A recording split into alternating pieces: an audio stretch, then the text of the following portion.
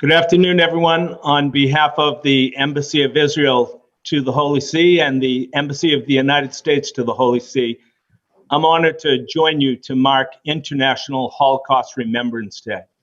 My warmest thanks go first to those of you who've agreed to give remarks on this important date. My co-sponsor, Ambassador Raphael Schutz of the Israeli Embassy to the Holy See, Dr. Suzanne Brown-Fleming of the U.S. Holocaust Memorial Museum, Dr. Yael Needham Orvieto of Yad Vashem World Holocaust Remembrance Center, and Professor Achim Buchenmeier, a consultant of the Congregation for the Doctrine of the Faith. Thank you, our esteemed speakers, and thank you everyone for watching us and for being with us here on YouTube and on Facebook. January 27 marks the anniversary of the liberation of the Auschwitz-Birkenau concentration camp in 1945 by Soviet troops 77 years ago today.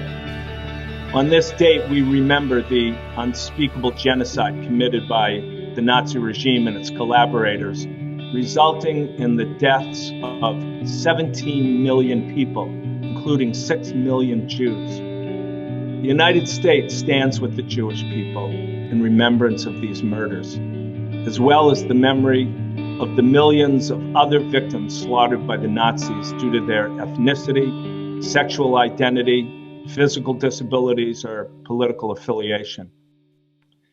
Over the last 30 years, even before I became a diplomat, I've made numerous visits to the sites of Auschwitz, Dachau, Mauthausen, and other Nazi concentration camps. Since joining the State Department, I've worked in particular with survivors from the genocide of European Roma, once known as Gypsies, as well as with Jewish survivors of those brutal places. Going to those terrible camps and getting to know the brave survivors of these unspeakable atrocities left a deep impression for me. It underscored firmly the belief that true evil really does exist in this world, and that it's often expressed by the individual choices that people make in their own lives every day. Hitler, Goebbels, Himmler, and others, the people who committed these crimes, made choices to do so. It also impressed upon me the sense that we bear a special responsibility as moral agents to keep the memory of what happened alive and to remain ever vigilant against those who choose evil. Today, we pay tribute to the memory of the victims of the Holocaust and reaffirm our commitment to oppose anti-Semitism, racism, anti-Roma attitudes, and any other form of hatred or intolerance.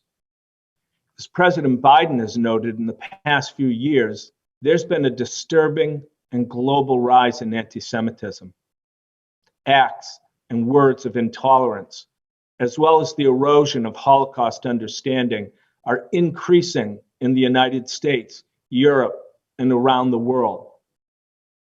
The United States stands with Israel and many other countries in our commitment to reversing this disturbing trend. At a time when many choose to forget or deny the past, it's even more important to mark International Holocaust Remembrance Day. I'm grateful that today we will hear from two scholars who study the history of the Holocaust, as well as a personal story of survival and perseverance in the face of evil.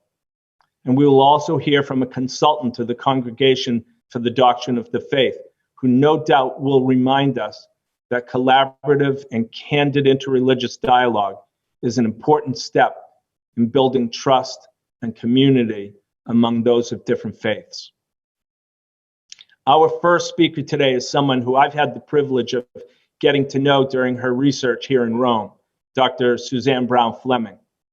At the U.S. Holocaust Memorial Museum, she oversees the international academic programs, which ensure that the field of Holocaust studies remains vital and vibrant around the world.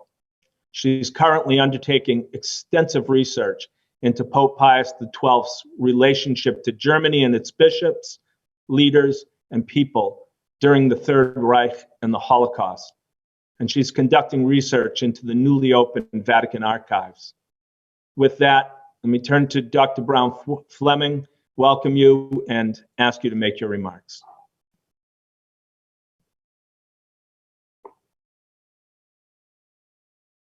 There we go. Despite the numerous reminders. Thank you so much for that wonderful introduction. In March 2006, a year before his passing, Cardinal Jean-Marie Lustiger, Archbishop Emeritus of Paris, visited the United States Holocaust Memorial Museum. His Eminence spoke to a packed audience about remembering the Holocaust and combating anti-Semitism. On remembering, Cardinal Lustiger said, the Holocaust must be rigorously, scientifically documented. On anti-Semitism, Cardinal Lustiger spoke about Holocaust survivors. Sitting in the audience, spellbound like those around me, I still remember his simple words about survivors. He said, "These men and women have manifested the dignity and greatness of life. They know that hatred leads to death." Since its opening in 1993, the museum has dedicated itself to the kind of rigorous, accurate documentation of the Holocaust that Cardinal Lustiger called for. For any historical period, there's much value in creating the fullest, most transparent picture as can be reconstructed. His Holiness, Pope Francis, recognized the value of rigorous research in March 2020, when upon opening the most crucial new Holocaust-era archives of our generation, Pope Francis said, quote, "The Church is not afraid of history." In doing so, the Holy Father opened the way for researchers to do their work. I have had the privilege of conducting research in these exciting new archives since their opening in March 2020. Yet rigorous study and documentation is only the first indispensable step in Holocaust education. 3 years ago, the museum launched the campaign, Ask Why. For the museum, it marked a shift in our multi-pronged approach to educating about this history. From primary schools to universities, from judges, police, and young cadets, to millions of visitors who come through our doors from all walks of life. We ask our audience to examine what happened, but also why did it happen? We remain engaged in the what happened by building and preserving the collection of record. Imagine this, 343,615 collections document the fate of Holocaust victims, survivors, rescuers, and liberators, and others through artifacts, documents, photos, films, books, personal stories, and so much more. Such overwhelming evidence helps us to take the next step from the who and the what to the why. Why did neighbors, institutions, and governments help or refuse to help? One of the museum's traveling exhibits, called Some Were Neighbors, is about millions of ordinary people like you and I who witnessed the crimes of the Holocaust. In the countryside and city squares, in stores and schools, in homes and workplaces across Europe, the Nazis found countless willing helpers who collaborated or were complicit in their crimes. Our exhibit asks, what motives and pressures led so many individuals to abandon their fellow human beings, and why others made the choice to help, despite centuries of anti-Semitism that was a part of European culture and life, and as we witnessed in Texas recently, is still with us today.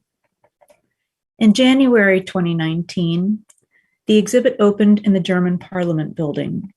It has met with astonishing success as young Germans see their towns, villages, grand and great-grandfathers and grandmothers gazing back at them from the exhibition. This week, it opened in Poland. Holocaust research and education does not inoculate against anti-Semitism, but effective Holocaust research and education can mitigate its lure. I have already said that rigorous and accurate study is the first necessary step. Analysis is the second, moving from the what and who to the why. There is a third step in the fight against anti-Semitism and for human dignity, to close that gap between the them and the us. Visiting the museum is a humbling experience because we must have the courage to see ourselves within the very human spectrum of behavior the Holocaust surfaced, from killer to rescuer and all the gradations in between. If we can learn the facts, ask why, and ask the final question, what does this have to do with me? Change becomes possible. I have seen this in my own faith tradition, when in 1965, with the Second Vatican Council, the Catholic Church rejected anti-Semitism as a sin. Because of this change, we electronically meet today with one another to mark this important day. Let me close with a few words about the institution I'm so proud to be a part of for these last 20 years. A living memorial to the Holocaust, the museum inspires citizens and leaders worldwide to confront hatred, prevent genocide, and promote human dignity. It has always resonated with me that honoring human dignity is a value that the museum and the Catholic tradition share. Located among our monuments to freedom on the United States National Mall, the museum provides a powerful lesson in the fragility of freedom, the myth of progress, and the need for vigilance in preserving democratic values. Since its opening in 1993, the museum has welcomed more than 46 million visitors, including 100 heads of state and 3,500 foreign officials from over 132 countries. Just recently, 2021, 21.8 million visitors from over 238 countries and territories visited our website. Our Holocaust Encyclopedia is available in 19 languages. In the museum's Hall of Remembrance, standing before the eternal flame, covering ashes brought to the museum from Holocaust-era concentration and death camps across Europe, visitors can read a quote on the wall from the book of Deuteronomy, chapter 4, verse 9. Only guard yourself and guard your soul carefully, lest you forget the things your eyes saw, and lest these things depart your heart all the days of your life. And you shall make them known to your children and to your children's children. Today we do just this. Thank you so much. Thank you so much, Dr. Brown-Fleming. It's now my honor to introduce Raphael Schutz, the esteemed ambassador of the Embassy of Israel to the Holy See. Ambassador Schutz is a four-time ambassador, previously having served in Colombia, Spain, and Norway. At the Israeli Ministry of Foreign Affairs, he has served as the Director General for European and Cultural Affairs and as an instructor of diplomacy at the National Israeli Defense College. Ambassador, thank you so much for being with us, for co-sponsoring. You now have the floor. Thank you very much, Patrick. Thank you, all other participants, and also Patrick, your staff in the U.S. Embassy that engaged with us and make it possible to be here today.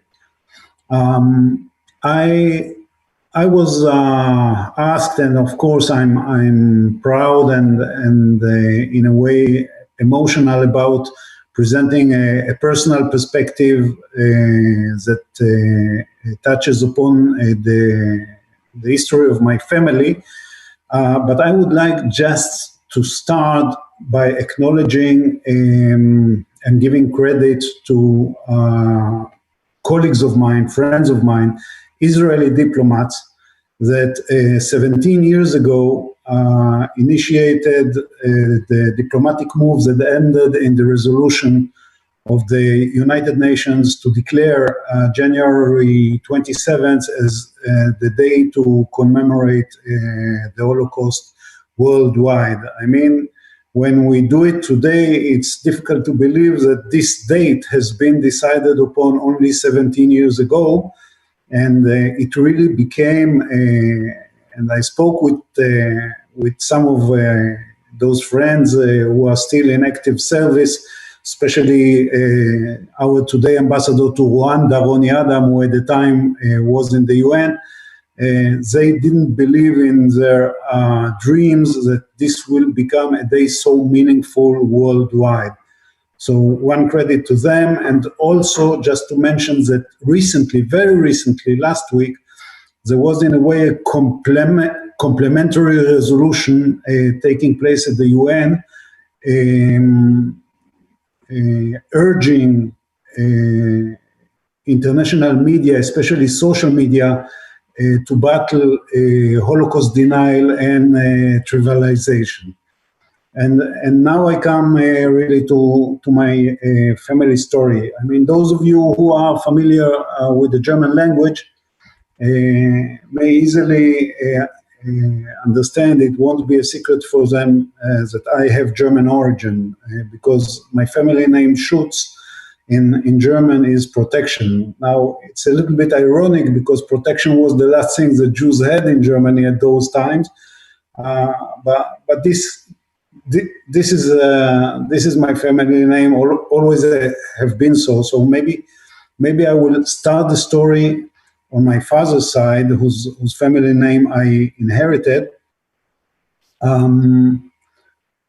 And first say that I'm the first generation in my family to be born in Israel. Both my parents were born in Germany. My father was born in the city of Breslau, that today is in Poland, in Wrocław. And we still have in our family, my father has passed away about 6 years ago, we still have the iron cross that his father, my grandfather, received for his loyal service to the German army in the First World War. He was a war hero, a Jewish war hero in the German army. He was prisoner of war in Siberia for almost 3 years. Came back, his health was precarious. Nevertheless, he gave birth to both my father and his brother, my uncle.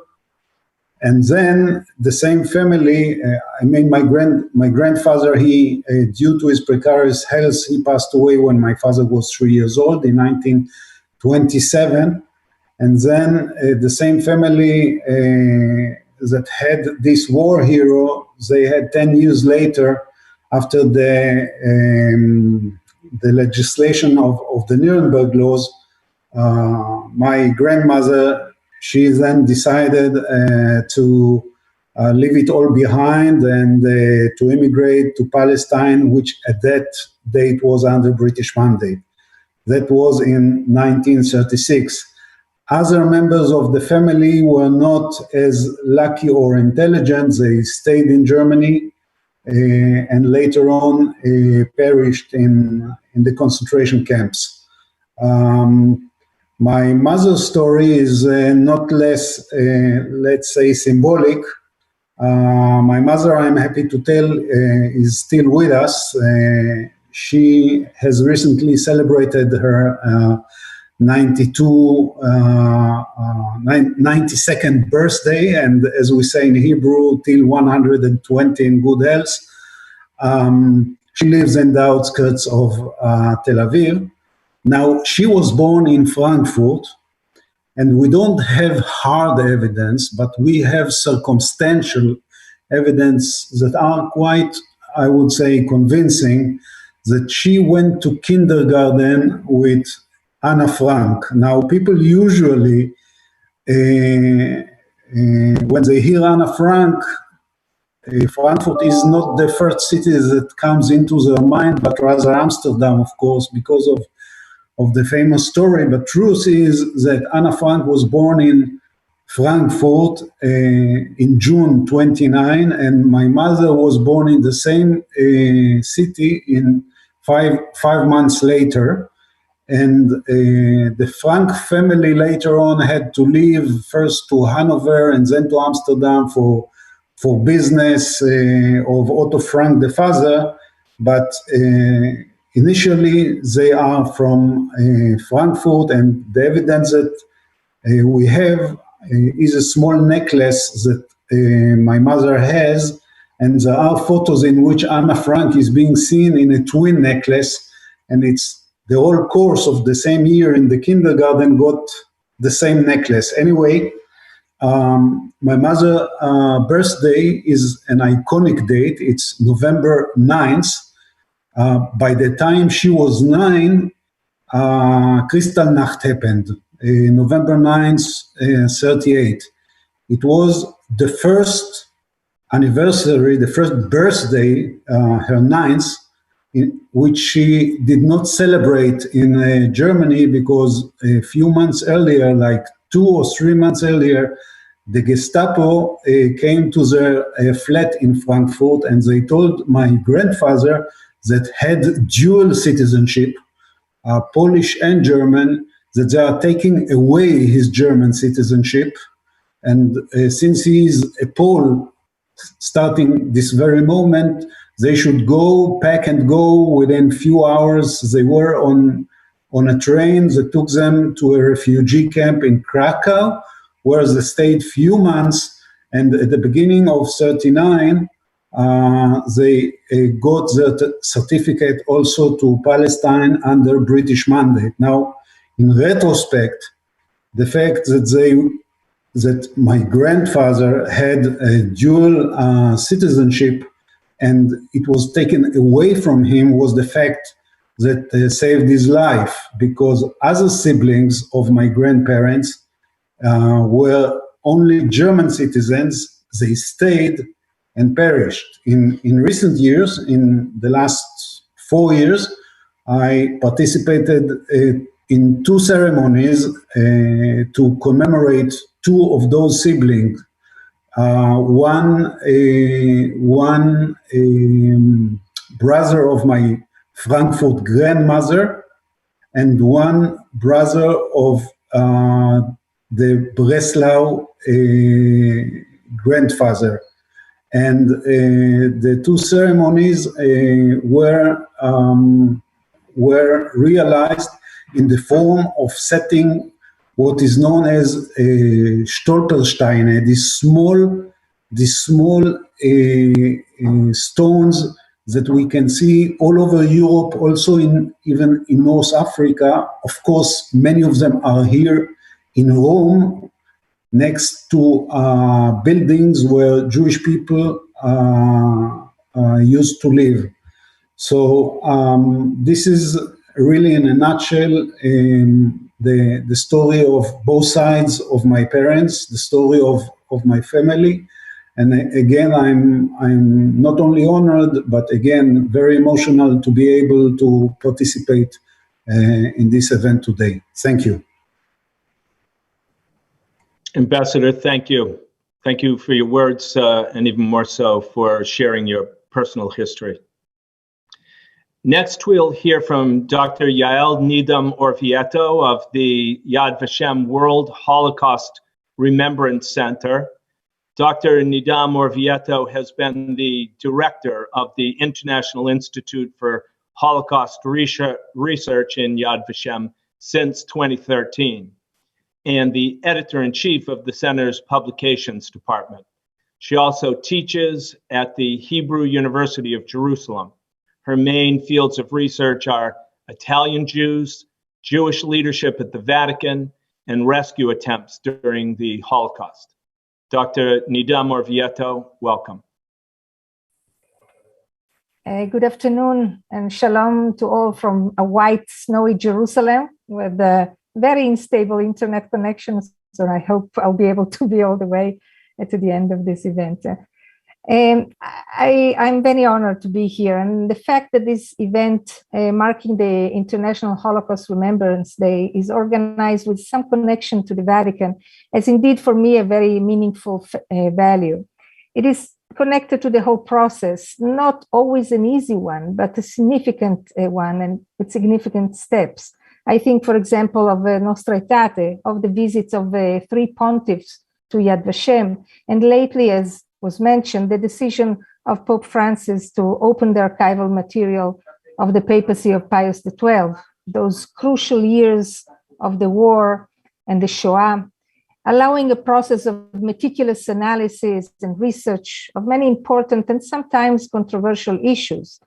And as Susan mentioned before me, also for me, the sentence of Pope Francis is very meaningful. Indeed, we should not be afraid of history. I think also about the history of the relationship between the Catholic Church, the Christian world in general, with the Jewish people, a relation that was characterized by extreme ambivalence, a history of rejection, of hatred on one hand, but also of recognition of the special covenant between God and the Jews, and the centrality of the Bible as a common source for history and morality. And this ambivalence can be also found, of course, during the Holocaust years. Many, too many, found in traditional anti-Judaism a base and an excuse for their collaboration with Nazism in the persecution and in the murder of Jews. Yet we know also of church leaders, bishops, clerics, religious institutions who opened their doors and assisted Jews. The Holocaust presents extreme evil and darkness and a tremendous crisis of human morality. And there were some little lights that glowed in this darkness. They represent human solidarity, human kindness, human values. Yad Vashem, as the World Holocaust Remembrance Center, is devoted since 1953 to a Jewish universal message of remembrance, to meticulous and responsible research, to education, to documentation. We are committed to remembering, as remembrance is a central value in our tradition and history.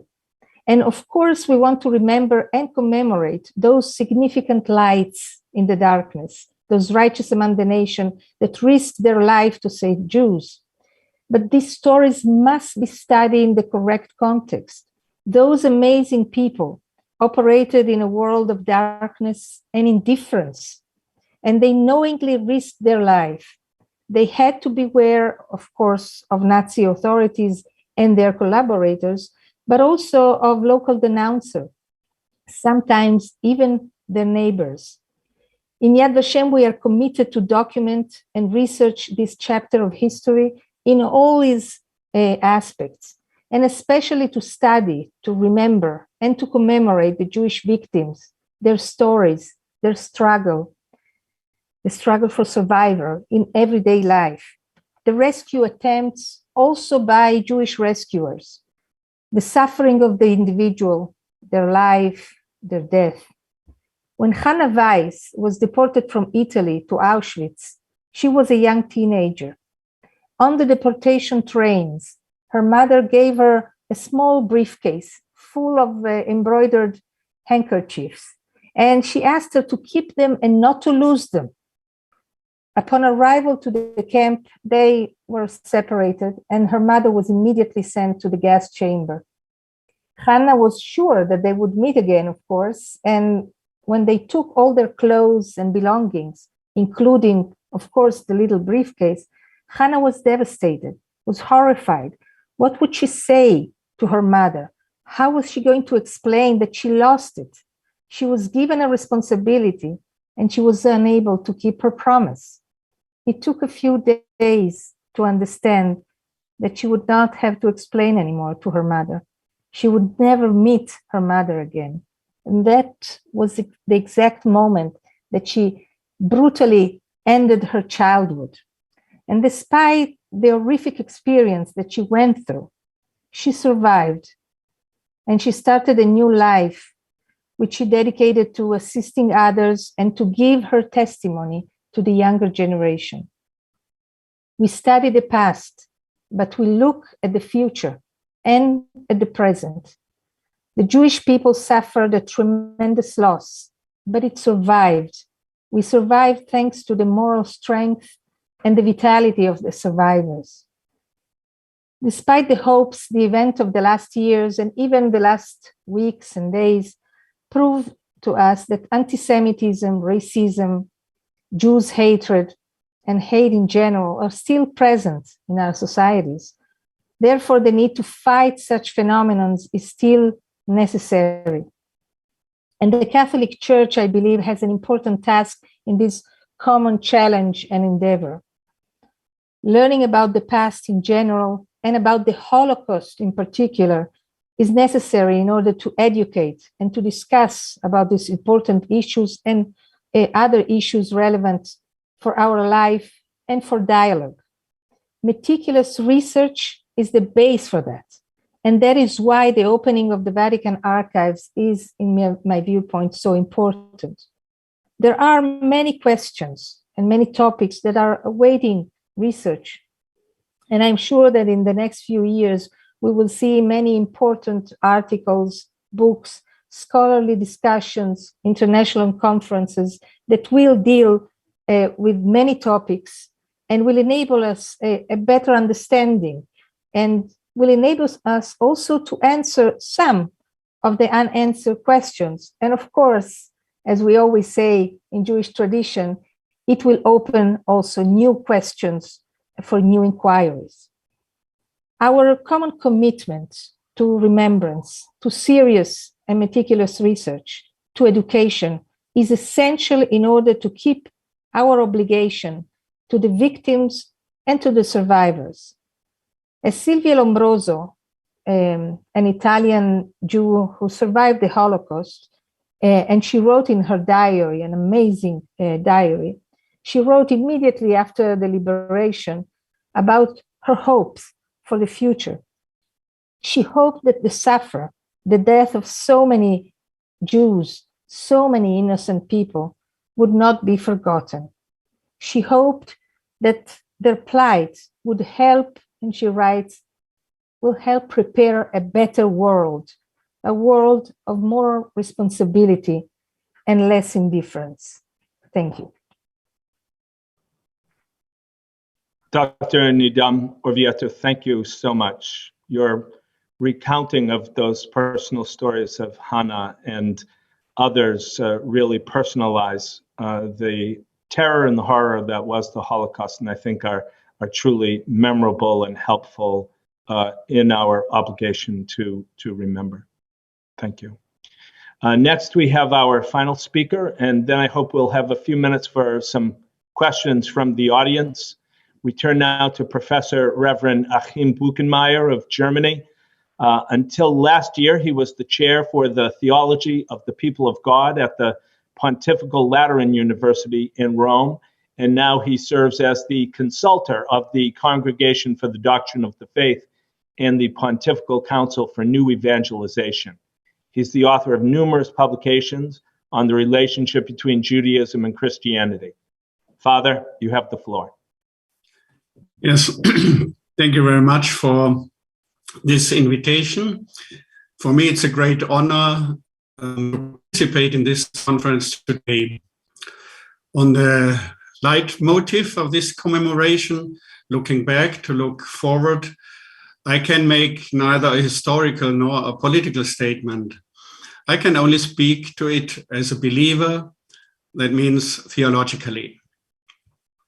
In 1994, the then Cardinal Josef Ratzinger spoke at a conference in Jerusalem about the relationship between Israel and the Church as portrayed in the Catechism of the Catholic Church, published in 1992. The Catechism is not just any book. If one wants to know what the Catholic faith is in terms of content, one finds in the Catechism a sure, official basis for the answer. An answer that is as valid in Alaska as it is in Tanzania or Fiji. At the beginning of his talk, the Cardinal introduced the Catechism to his audience with the following words. He said, "This work has been published by the Catholic Church as an authentic expression of her faith. In recognition of the momentous significance of Auschwitz and from the mandate of the Second Vatican Council, the matter of reconciliation has been inscribed in the Catechism as a matter of faith itself. The word used by Cardinal Ratzinger in his original German text, and which is translated here as momentous significance, is fanal, derived from the Greek word phanos and denoting a beacon. In the military context, this was used day and night to transmit to even distant troops a warning, an alarm signal which had to be acted upon. Today, the word fanal has also acquired the figurative meaning of a significant event or action which demands attention and announces change. Two aspects are noteworthy. First, Auschwitz, as a symbol of the Shoah, is thus not only an object of remembrance, but a beacon. It belongs not only to the first part of our theme, looking back, but also to the second, to look forward. And then the task generated by this history to undergo a conversion and to forge a new relationship with Israel is for the Church not just one issue among others. Rather, it forms part of the matter of faith itself. In the Declaration Nostra Aetate, as we already heard, of Vatican II, the Church therefore denounced all hatred, persecutions, and displays of anti-Semitism. This view has not yet reached the hearts of Christians everywhere. For centuries, the very opposite of these sentiments held sway in Europe. And the missions in Latin America, Africa, or Asia often received only a distorted image of Judaism. Many anti-Jewish cliches and many misinterpretations of the Old Testament persist stubbornly in publications and homilies to this day and are often repeated carelessly and recklessly. Although there is much talk of reconciliation, dialogue, and getting to know each other better. On the whole, however, the path to which the Church has been guided is irreversible. The Church can make a unique contribution in the fight against anti-Semitism for several reasons. She herself was deeply tainted by this poison. Ecclesiastical anti-Semitism pervaded history for 2,000 years. It inflicted defamation, disenfranchisement, persecution, expulsion, and murder on thousands of Jews in Europe. It also distorted Christianity itself. Nevertheless, the Church has held fast to the so-called Old Testament, the Tanakh, and with the Torah, she has brought the wisdom of Israel to all continents. This wisdom stands at the cradle of universal values and human rights. That is why Christians know anti-Semitism is directed against Jews, but at the same time against the inescapable truth of this history, which tells of the sources from which the universal values are fed. Anti-Semitism is directed against the way of life in which reverence of every life, kedushat chaim, personal freedom, equality, and solidarity are the maxims. The degree of anti-Semitism is a barometer of the extent to which this history is acknowledged and of the respect accorded to the dignity of man himself. There is another thing that the Church can contribute. The classic "never again" of the culture of memory is not their real maxim. It is never enough, as we are often reminded. For believers, the specific place of remembrance is the liturgy. Appeals and moralism are not factors in the assembly of believers. Rather, they must be moved by the question, how is the healing of individual and collective wounds possible? And how can God bring about such healing through the force of this terrible history? The memory of the Shoah makes us Christians look anew not only at today's worldwide Judaism and the concrete reality of Israel with its concepts of a people and a land, but also at our own existence as Christians. What is the land for us? What does it mean for us to be a people? What must be our inherent relationship with Judaism? And what concrete conclusions must we draw from it? We have learned from Judaism that there are many dimensions of this history as preserved in the Holy Scriptures that we cannot understand without ourselves living as a people in community. Yet, even looking back cannot be taken for granted. 2 weeks ago, a dispute erupted in Germany about memory and the Shoah. Historian Wolfgang Reinhardt criticized Germany's Holocaust remembrance culture in a lengthy newspaper article. In the guise and language of scholarship, he presents thoughts that are overtly and covertly riddled with insinuations and anti-Semitic stereotypes. Forgetting and erasing seem to be the guiding principles. Of course, he was robustly challenged, among others by Mark Grünbaum of the Jewish community in Frankfurt, by Shimon Stein and Moshe Zimmerman, and Christian Voices were a late addition. Perhaps it is no coincidence that this controversy has arisen in a month when statistics show that in 2021, for the first time, the percentage of Christians in the German population fell below 50%. I see a deeper connection. Even 49% would be enough to lend validity to the historical truth. In fact, according to the Bible, even 10 would be enough. A creative minority would be enough. But this minority must understand the grave danger that such statements pose, danger for the Jews, but also for the whole of society. I would like to add one more thought. The Catholic Church, through the Holy See, has diplomatic relations with the State of Israel as it does with many other states. There has been a certain form of anti-Semitism among some people in Europe for the last 50 years, anti-Israelism. Sometimes it infects Christian initiatives as well. The disproportionate nature of the rejection of the Jewish state shows that there may be other forces at work than the potentially legitimate criticism of a policy or a government. However, this exaggerated criticism makes us free to look differently at Israel. Perhaps we are starting cautiously and tentatively to recognize the emergence of the modern secular state of Israel in a way that is still closed in mystery. Also, the faithfulness of God to the history begun with Abraham.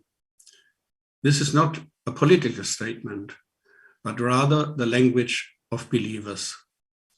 It is a coin with which one cannot pay, but with which one can understand anti-Semitism and, this is important, see its limits and already now its ultimate failure.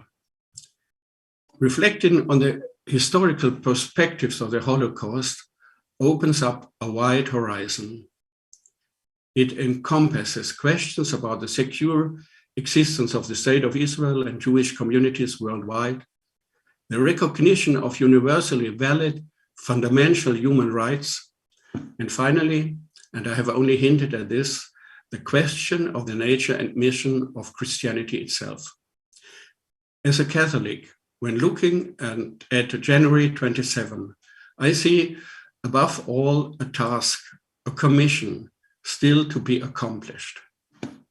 Thank you very much for your attention.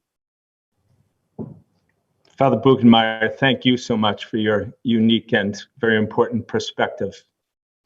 We have time now for a couple questions, and we have received a few questions. If you're out there and waiting to send one in, please do so now. Our first question, Ambassador Schutz, is for you.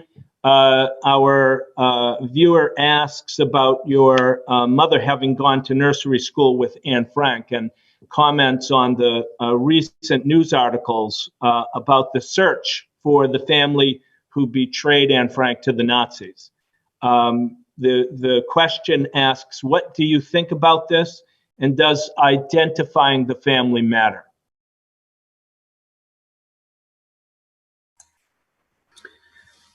My view on this, so my take on this is that first, maybe as a person who studied history in the university, truth can never be something negative. I mean, if you search for the truth and you search for documents, etc., and you make a good, decent professional work, then I will not tell you, I will never tell you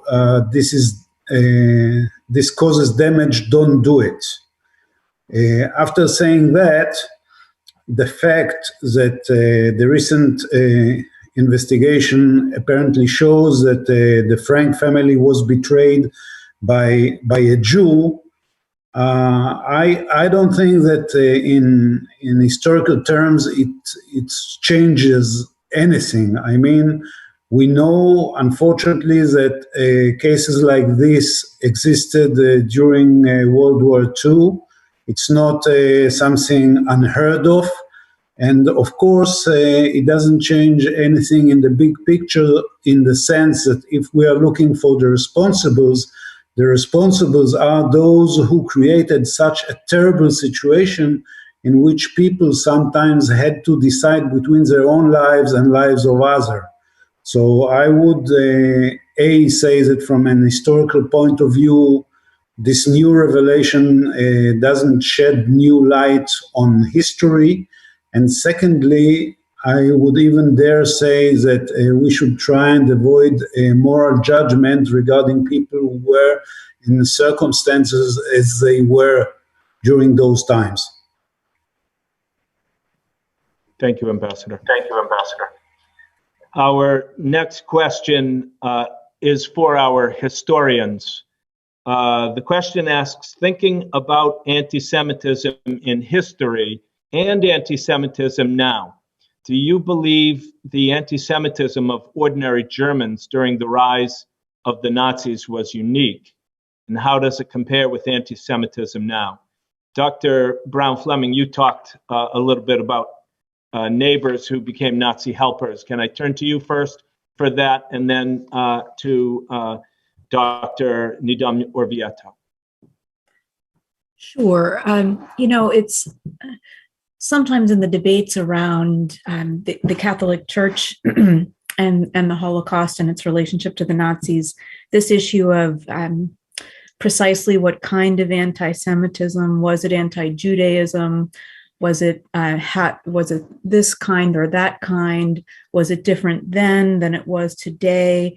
I'll just give you my personal view on any question kind of in that bucket. And that is, I think sometimes of those that I study who are those Jews that Yael was talking about, facing getting on a deportation train or standing in the line at Auschwitz about to be separated from their families, I don't think to them it really made a difference, whether it was anti-Judaism or anti-Semitism, whether Germans were uniquely anti-Semitic or not uniquely anti-Semitic.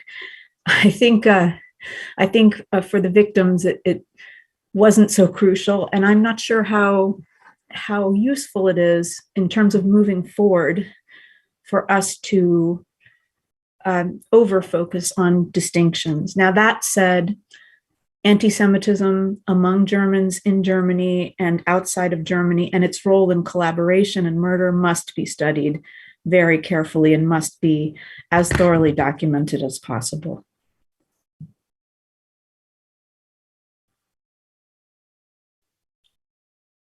Dr.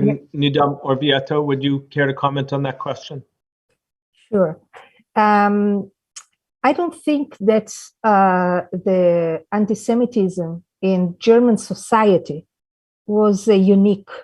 I think that Nazi anti-Semitism was different from other kind of modern anti-Semitism, of course, because of the racist idea and because of the whole ideology around the Nazi ideology, which is a little bit of a bigger issue. I do think that it is a very complex issue, the issue of anti-Judaism that develops in different kinds of anti-Semitism, modern one and racial one, etc. But I totally agree with Susan about her comments. And I think, though, that we have to ask to what extent anti-Jewish perception, anti-Jewish ideas that were present, as Susan said, not only in Germany, not at all. It was an integral part of European culture to a vast extent. To what extent did it help developing indifference or antagonism, and or even a will to collaborate to different extent with the persecution? And this is what it is important. I do not believe that it is right to isolate the German case of anti-Jewish attitudes or anti-Semitic attitudes in the population. Not at all. We have to do a much larger analysis, and this is a complex topic. It is indeed. Thank you so much. What I think may be our last question is for Father Buchenmeier, and you definitely touched upon this in your talk, but I'll present the question to you, and perhaps you can reiterate or add to what you had said previously. The question asks, how can individual Catholics and the Church itself become partners in the fight against anti-Semitism?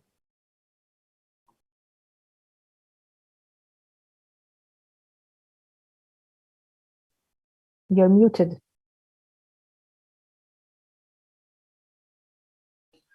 I think we have to listen faithfully to our sources and to recognize that the Holy Scriptures, one part of the Holy Scriptures is for us the Old Testament. And every Catholic confesses or say and shares with the knowledge of the Church that also the Tanakh is a part of the Holy Scripture for us. And knowing this part is a possibility for each one to know not only the history of Israel, but also this wisdom. And this is a kind of, so to say, a medicine against anti-Semitism, to my opinion. It is not possible to be anti-Semite for a Christian. This is a clear statement of the whole Church. And one that Pope Francis himself has frequently reiterated. So thank you, Father Buchenmeier. Thank you very much. Exactly. Okay, I don't have other questions. I want to thank all of our online participants for their very thoughtful questions and for the thoughtful answers that we received from our guest speakers today. This brings to a close our discussion. Once again, I want to thank all of our distinguished speakers and all those who joined us in remembering the terrible events of some 80 years ago. Our responsibility to those we lost rests not only in remembrance, but in constant vigilance and willingness to combat such atrocities in the present and in the future. Thank you so much for joining us.